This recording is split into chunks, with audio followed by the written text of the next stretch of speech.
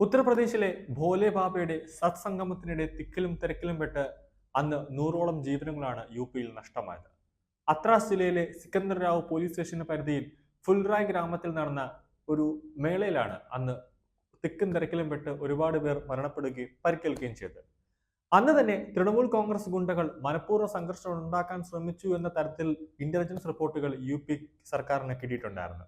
ഒരർത്ഥത്തിൽ യോഗി ആദിത്യനാഥ് സർക്കാരിന് ഒരു നെഗറ്റീവ് ഇമ്പാക്ട് അല്ലെങ്കിൽ പൊതുസമൂഹത്തിന് മുമ്പാകെ ഒരു നെഗറ്റീവ് മുഖം സൃഷ്ടിക്കാൻ വേണ്ടി മമതാ ബാനർജിയുടെ നേതൃത്വത്തിൽ, അഖിലേഷ് യാദവിന്റെ നേതൃത്വത്തിൽ, രാഹുൽ ഗാന്ധിയുടെ നേതൃത്വത്തിൽ ഒരു തയ്യാറെടുപ്പുകൾ നടന്നു എന്ന് തന്നെയാണ് അന്ന് സംശയമുണ്ടായിരുന്നത്. അതായത് അന്ന് പറഞ്ഞ റിപ്പോർട്ടുകൾ വ്യക്തമാക്കിയത് ഈ തിരക്കിനിടയിലേക്ക് കുറച്ച് ആളുകൾ പെട്ടെന്ന് കയറി വരികയും അവർ മുഖത്തേക്ക് സ്പ്രേ അടിക്കുകയും ചെയ്തു. അങ്ങനെ കുറച്ച് ആളുകൾ അപ്പുറത്തേക്ക് മറ്റാളുകളുടെ പുറത്തേക്ക് മറഞ്ഞു വീഴുന്ന ഒരു അവസ്ഥയുണ്ട്. ആ ഒരു തിക്ക് തിരക്കിലാണ് ഉണ്ടായത്.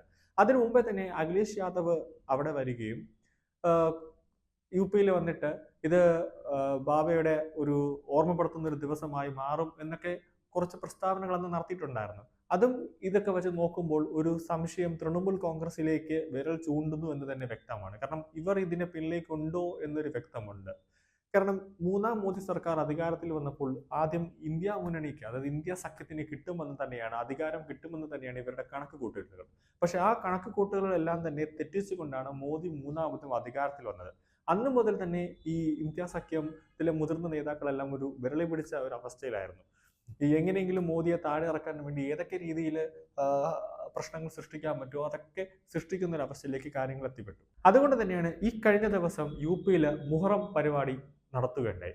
അതിൽ യോഗി ആദിത്യനാഥ് സർക്കാർ കർശന സുരക്ഷയാണ് മുഹറം പരിപാടിയുമായി ബന്ധപ്പെട്ട് യു.പിയിൽ ഉടനീളം തന്നെ നടത്തിയത്.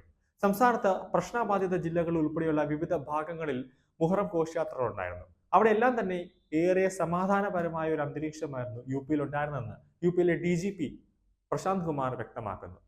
ഈ 1500ഓളം ഘോഷയാത്രകൾ യു.പിയിലെ വിവിധ സ്ഥലങ്ങളിൽ നടന്നിട്ടുണ്ട്. അതിന്റെ സുരക്ഷാ മേഖലയുമായി ബന്ധപ്പെട്ട് ഒരുപാട് സുരക്ഷാ പ്രശ്നങ്ങളുണ്ടായിരുന്നു.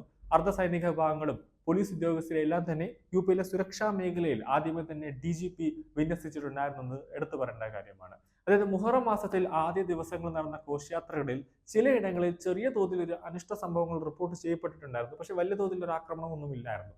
അതുകൊണ്ട് തന്നെ അത് തടയാൻ വേണ്ടി തന്നെ കർശനമായ ക്രമീകരണങ്ങൾ, അത് കർശനമായ സുരക്ഷാ ക്രമീകരണങ്ങൾ യോഗി ആദിത്യനാഥ് സർക്കാരിന്റെ നേതൃത്വത്തിലും പോലീസിന്റെ നേതൃത്വത്തിലും യു.പിയിൽ നടന്നെന്ന് തന്നെ വ്യക്തമാണ്.